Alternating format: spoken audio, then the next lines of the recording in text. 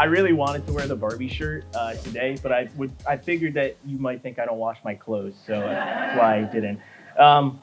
Wellspring, what's up? My name's Caleb. I haven't been up here yet. You might have seen me. You see me on the high five videos every week. And so as I'm up here, I've never spoken in front of anyone over the age of 18 before. So I was a little nervous, but so I thought I could share a little bit about myself to kind of just get my gears rolling here. So I like a lot of weird things. And so right now, it's a lot like varying different things that I really enjoy. So right now, if you were to ask me what's the most listened to genre of music on my Spotify for the past week, it's sea shanties. Do you guys know like the songs the pirates used to sing like all together on the ships? I found this dude who made an album of sea shanties, and it's fire, and I love it.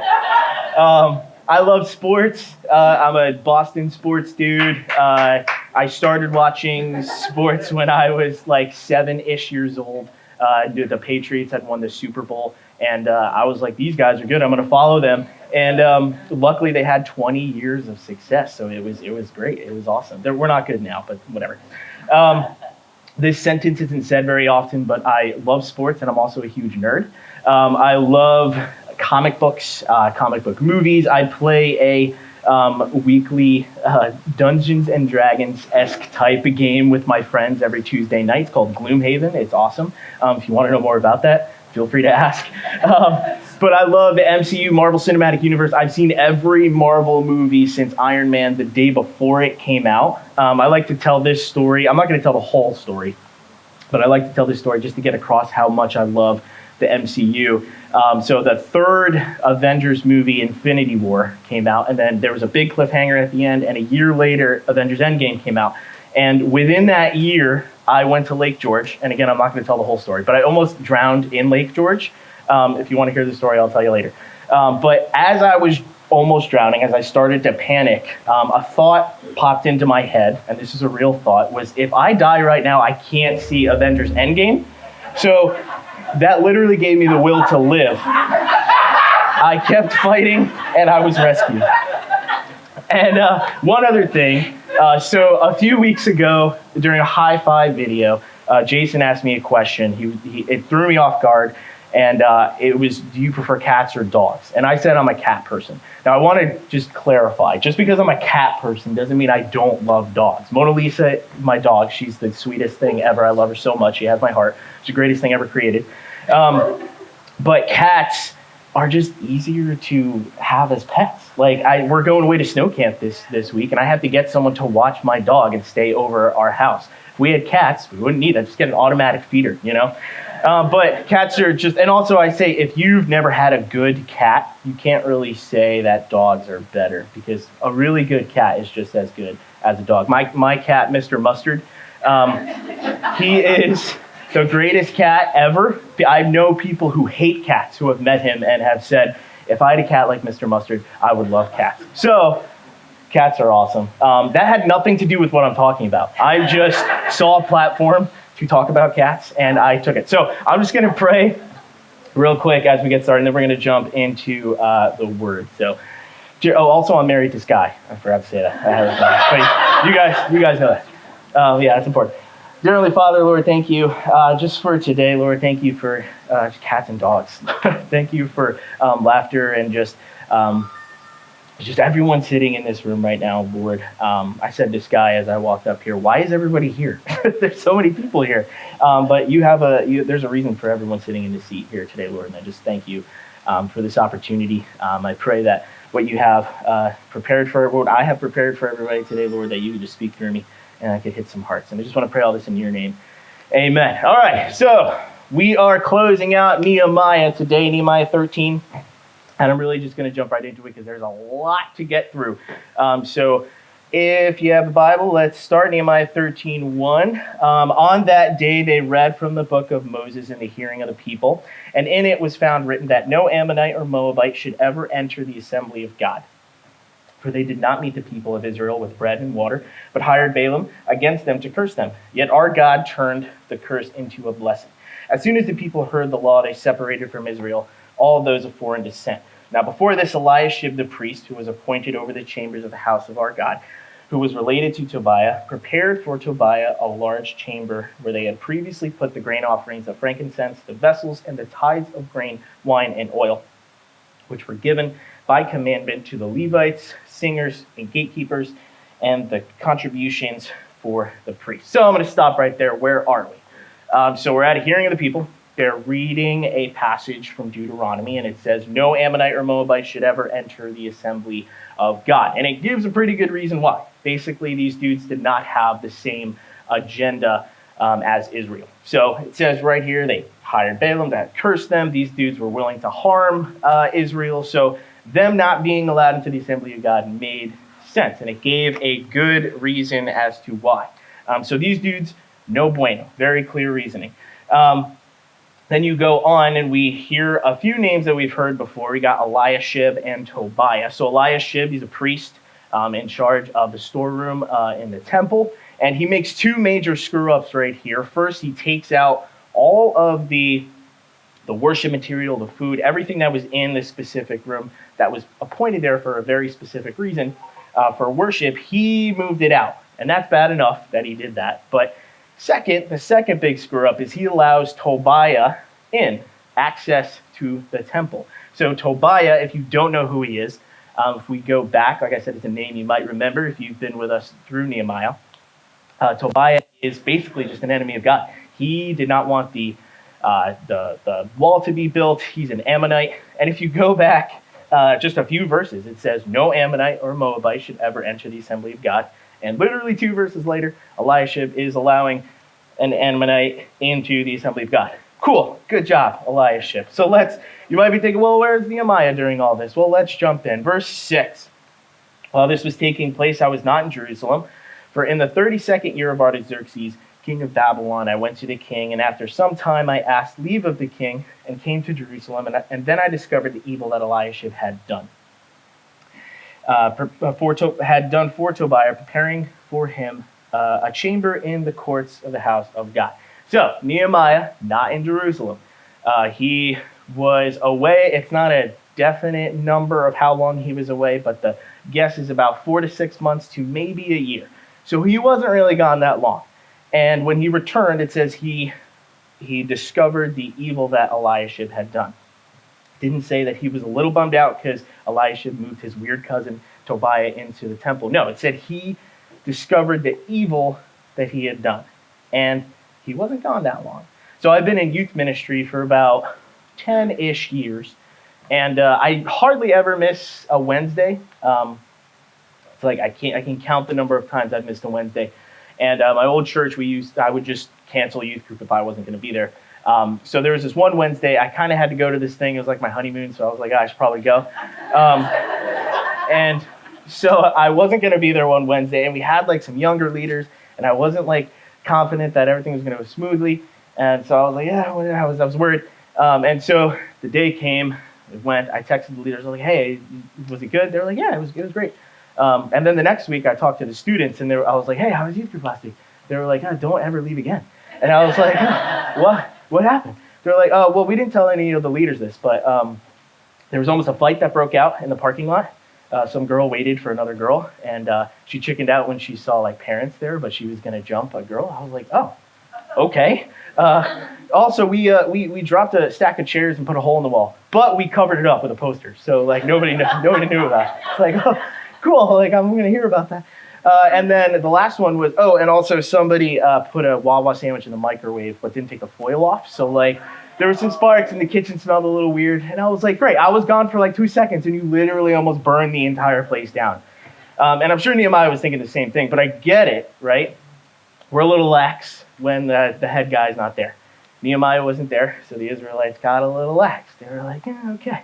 And so it got me thinking, have you ever been working and the boss is on vacation? Boss is away sick or something, and you have a little bit more freedom, right? You feel like, I don't have to do that. I don't have to go 100%. Maybe it's a teacher, and you got a substitute in. I don't know what those words are. I was homeschooled, so I don't know what that means. But apparently subs, nobody has any respect for substitute teachers. So Teacher's away, you feel like, oh, I could get away with a little bit more, right? I don't really have to go 100%. I don't have to really fully commit. Yeah. So that got me thinking, are we like that with God? Do we treat God as if he's away on vacation? Are there commitments that we've made to God that you might be getting sloppy in? Are there parts of your life and your relationship with Jesus where things have kind of fallen off track, but you're kind of okay with it right now? Well, let's jump back in. So there's a lot of scripture to read here. We're not going to read the whole thing, but we're just going to pick some things out. So Nehemiah, if we go back to chapter 10, a few weeks ago, Jason was up here talking, and the Israelites made some very specific commitments. They said they were going to commit to 3 different things. The first one was care for the temple. The second one was the Sabbath. They were going to keep the Sabbath holy. And the third one was they weren't going to intermarry. So 3 very specific things that the Israelites were like, yes, we commit to this. There's a whole bunch of people's names that you can't pronounce that were like, yeah, I will commit to that. And it was a few weeks ago, right? And just in chapter 10, so we're in chapter 13. And if you've ever been to church and these things are highlighted, you know they probably screwed up. So let's jump in. So we see already that Tobiah is in the temple. So the care for the temple is already not going great. If we jump into verse 8, we see what Nehemiah did about it. He says, I was very angry, and I threw all the household furniture of Tobiah out of the chamber. Then I gave orders, and they cleansed the chamber, and I brought back the vessels of the house of God with the grain offering and the frankincense. So like a mad ex-girlfriend, he literally just tossed all of Tobiah's stuff out of the temple, right? He saw evil, and he replaced it with good. He brought everything back that needed to be in that storeroom. The frankincense, the grain, all that stuff. No hesitation, this guy he was like, this is not how things should be. I'm putting things back to the way they should be. So that's the part 1 of care for the temple. Part 2 is he found out that people were not tithing. They made some very specific commitments on caring for the temple, and tithing is a huge part of that. So the people who were in charge of the temple, they had to go, they kind of just scattered and did their own thing. And if you jump into verse 11, it says what he did about that. So I confronted the officials, and I said, why is the house of God forsaken? And I gathered them together, set them in their stations. So he confronts them, which I love. Nehemiah's the best. He doesn't hesitate. He just goes. Confronts him. Why is the house of God being forsaken? Like, seriously, what's going on, guys? I was gone for like a year. What's happening? And he puts a reform into place. He gathered them together. He put them back in their stations. He saw some screw-ups. He saw them slacking a little bit when it came to the commitments that they made to God. And he goes, no, this is what you should be doing, and makes them go back to where they should have been.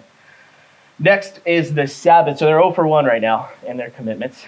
Next was the Sabbath. They said they were going to keep the Sabbath holy. They weren't going to work on the Sabbath. The Sabbath was intended to be a protected space in which Israel could meditate on the Bible, rehearse the mercies of God. It was for worship. And obviously, they were working on the Sabbath. So he comes back and he sees they're doing stuff. They're working. They're gaining wages. This is not good. This is no bueno. So jump to 18. At first he sees them, and again he confronts them, and he's like, what are you guys doing? Profaning the Sabbath. What's going on? Then he says, did not your fathers act in this way, and did not our God bring all this disaster on us and on this city? Now you are bringing more wrath on Israel by profaning the Sabbath. As soon as it began to grow dark at the gates of Jerusalem before the Sabbath, I commanded that the doors should be shut, and gave orders that they should not be opened until after the Sabbath. So again, he confronts him, he calls him out, basically saying, guys, what is going on? Haven't you heard? Haven't you learned from past mistakes? This was literally an issue before, and God brought disaster on us and the city. And now you're doing it again. You're profaning the Sabbath. What is going on? I was gone for 2 seconds. And he took action, though, in verse 19, and he literally just shut the doors. No, this is not happening. No, there's no work on the Sabbath, right? Put second reform in. He put that second reform in. Sabbath is, from now on, will be protected because he says, nothing will happen on the Sabbath. Nothing will happen until after the Sabbath. So, 0 for 2. Okay, good job, Israelites. You guys are doing great. So then we got the last one, which is intermarriage. So if you remember at the beginning, we said no Ammonite and Moabite should ever enter the assembly of God. So let's see how these guys are doing with marriage. In verse 23, in those days I also saw the Jews who married women of Ashdod, Ammon, and Moab. Okay, good job, guys. And I confronted them, and I cursed them, and beat some of them, and pulled their hair out. And I made them take an oath in the name of God, saying, you shall not give your daughters to their sons, or take their daughters for your sons, or for yourself. No Ammonite or Moabite should ever enter the assembly of God. I feel like you should have known that marrying them was not a good thing, too. But what does he do, right? At this point, he's getting angry. And we see that, but he's not flying off the handle, right? It's a just anger. What he does is he's bringing prescribed punishments to bear. These guys are breaking these commitments to God, these oaths that they made. And in some instances, stoning was what was prescribed. So a beating is less than a stoning. And pulling of hair was a public shaming ritual. So he's doing a formal ceremony to rebuke these shameful acts. So, and then the reform that he puts in is he makes them take an oath. Again, you won't do this. You might be thinking, oh, they made an oath already about that. But maybe beating and pulling their hair out worked this time. So Nehemiah, so what does he do this whole chapter is he sees all this happening. He sees the Israelites slacking, and he puts things into place. He puts a reform into place for every single thing. It was needed. He wasn't just kind of upset because he wasn't a fan of what they were doing. They made commitments to God that they were not taking seriously. They were seriously slacking on. And not taking a commitment seriously to God can lead to disaster, and he talks about that. But he puts things into action to get things back on track. If we go back between December, like Christmas and New Year's of 2023, I let Mona Lisa in, and she likes to run up the stairs because she doesn't want to miss out on all the fun. So she runs up the stairs every time I let her in. And it's not a lot of stairs, right? It's like maybe 9-ish stairs in our house. And I do a brisk walk up the steps kind of after her, a little bit of a run, if you will. And I get to the top, and I'm like, oh, I'm tired. Like 9 steps, and I feel out of breath. And I, at that moment, was like, I need to take my health a little bit more seriously. So I took that, and I made a commitment to God that I would eat healthier, that I would work out every day, that, I'm not even 30 yet, and I'm out of breath walking up the steps. It's not a good thing. So I talked to God, and I wanted it to be a conviction. So if I didn't do it, I would feel convicted, and I brought it to God, and I said, I'm going to work out every single day. So I quickly realized that I needed a Nehemiah in my life to make sure that I was doing that every single day. And so I asked, I did the unthinkable, and I asked Sky to make sure that I worked out every single day. And if you know Sky, she will make sure that you work out every single day. So much so that there was a day that maybe she was out or something. I didn't work out, right? I said I was going to do it every single day. I didn't work out. We're getting into bed, and she's like, oh, did you work out today? And I'm like, no, I didn't do it today. She goes, okay, we'll do 20 push-ups. I'm like, all right, well, I'm about to get into it. Do 20 push-ups. So I got to the ground, and I did 10. And then I was like, that's probably enough. She saw the effort, right? I had the effort there. She's like, no, do 10 more. I'm like, okay. And then I did 10, and then she's like, do another 5. And like a chump, I'm just doing push-ups by my bed, getting all sweaty, and worked up before bed. But I was slacking in my commitment, right? And that's a good thing that she did that. Her Sky reform, if you will. She put a change into my life to help me stay on track.